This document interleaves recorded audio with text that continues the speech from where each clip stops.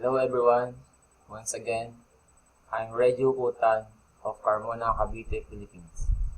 And I am a member since May 2015. And last June 29, 2015, I provided help amounting 1,500 pesos to Mr. Ryan. And